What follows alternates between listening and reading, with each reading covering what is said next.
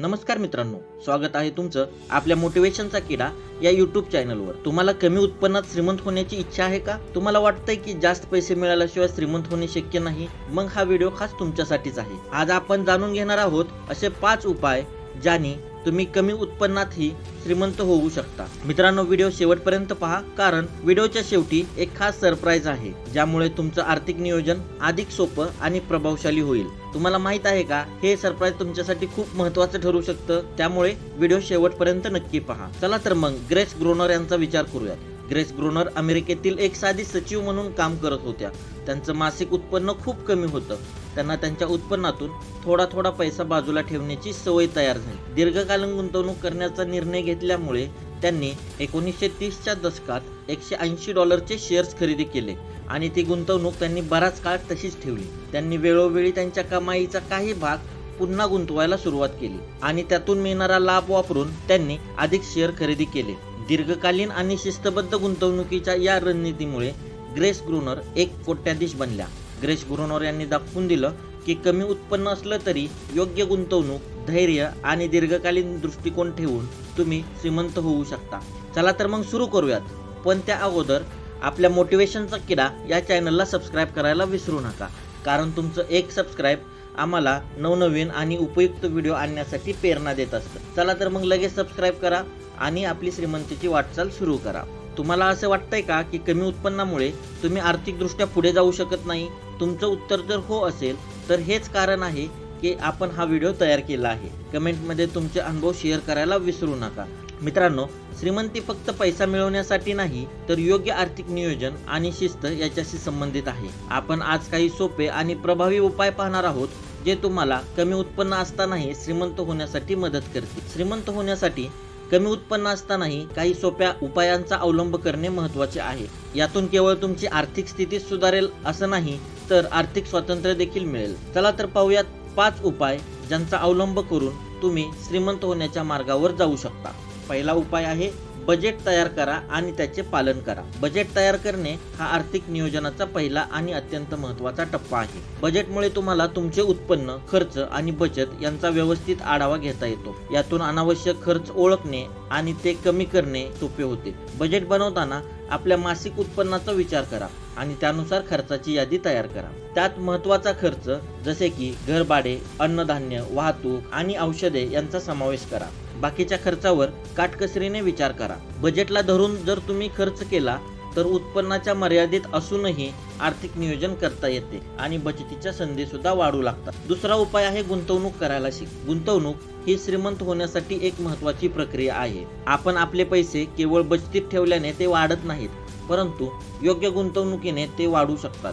गुंतवणुकीचे विविध पर्याय जसे की shares, mutual fund, real estate किंवा FD याचा अभ्यास करायला सुरुवात करा। बाजाराची स्थिती, धोके आणि फायद्याचा विचार करून गुंतवणुकीचा प्लॅन तयार करा। नियमितपणे थोडी गुंतवणूक करून कंपाऊंड इंटरेस्टच्या जादूचा फायदा मिळवा। गुंतवणूक सुरू करताना आपल्या उद्दिष्टांचा आणि वेळेच्या चौकटीचा विचार करा। सुरुवातीला कमी जोखीम असलेल्या गुंतवणुकीपासून सुरुवात करा आणि नंतर आपला अनुभव वाढल्यावर विविध प्रकारच्या गुंतवणुकीत आपली गुंतवणूक वाढवा। तिसरा उपाय आहे अनावश्यक खर्चावर नियंत्रण ठेवा। मित्रांनो, अनावश्यक खर्च म्हणजे जे खर्च आपल्याला तात्पुरते समाधान देतात, परंतु दीर्घकाळात त्या खर्चाचा आपल्याला काही फायदा होत नाही। या खर्चावर नियंत्रण ठेवणे आवश्यक आहे। उदाहरण सांगायचे झाले तर सतत बाहेर खाणे, नवीन चित्रपट पाहणे, अनावश्यक कपडे खरेदी करणे। आपले खर्च नियंत्रणात ठेवून बचत आणि गुंतवणुकीसाठी अधिक पैसे उपलब्ध करणे शक्य होते। मित्रांनो, सर्वप्रथम अनावश्यक खर्चाचे तुम्हाला विश्लेषण करावे लागेल आणि त्यावर कसे नियंत्रण ठेवता येईल हे पाहावे लागेल। कमी खर्चात आनंद मिळवण्यासाठी तुम्हाला वेगवेगळे पर्याय शोधावे लागतील, जसे की घरी स्वयंपाक करणे, बाहेर फिरायला जाणे इत्यादी। त्यामुळे तुमचे पैसे वाचतील आणि त्याबरोबर तुमचं मानसिक समाधानही होईल। चौथा उपाय आहे अतिरिक्त उत्पन्नाचे स्रोत तयार करा। कमाईच्या एकाच मार्गावर अवलंबून राहणे धोकादायक असू शकते, त्यामुळे अतिरिक्त उत्पन्नाचे मार्ग तयार करणे आवश्यक आहे। तुमच्या कौशल्याचा वापर करून तुम्ही फ्रीलान्सिंगचे काम करू शकता। ब्लॉगिंग करा, ऑनलाईन ट्युटोरियल घ्या किंवा तुमच्या आवडती गोष्टी विकून पैसे कमवा। अनेक उत्पन्नाच्या मार्गामुळे तुमच्या आर्थिक स्थिरतेत वाढ होते आणि आपत्कालीन परिस्थितीतही आर्थिक समस्यांचा सामना करता येतो। अतिरिक्त उत्पन्नाचे मार्ग शोधण्यासाठी तुमच्या कौशल्याचा आणि आवडीचा विचार करा। नवीन कौशल्य शिकून तुम्ही उत्पन्नाचे नवीन मार्ग तयार करू शकता, जसे की digital marketing, web development, photography, इतर बरेच काही. 5वा उपाय आहे आर्थिक साक्षरता वाढवा.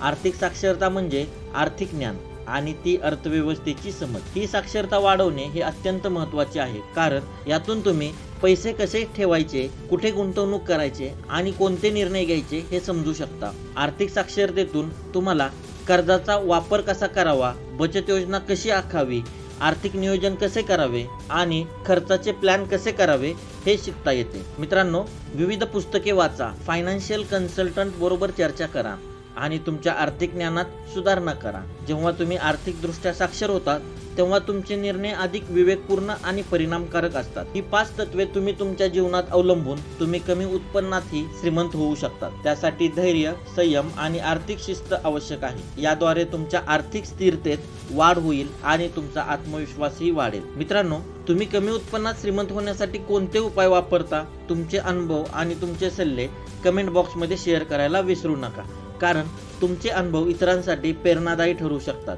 आता वेळ झाली आहे त्या खास सरप्राईजची, ज्याची तुम्ही सुरुवातीपासून वाट पाहत आहात. मित्रांनो, मी तुमच्यासाठी एक फ्री फायनान्शियल प्लॅनिंग गाईड घेऊन आलो आहे, ज्यामुळे तुम्हाला तुमच्या आर्थिक नियोजनात मदत होईल. हा गाईड तुम्हाला खर्चाचे नियोजन, बचत आणि गुंतवणूक याबाबत काही महत्त्वाचे उपाय शिकवेल. डिस्क्रिप्शन मध्ये दिलेल्या लिंकवर क्लिक करून तुम्ही तो गाईड डाउनलोड करू शकता. या व्हिडिओत एवढंच. जर तुम्हाला हा व्हिडिओ आवडला असेल तर मित्रांसोबत शेअर करायला विसरू नका. व्हिडिओला लाईक करा, व्हिडिओवर कमेंट करा आणि चॅनलला सबस्क्राईब करायला विसरू नका. धन्यवाद.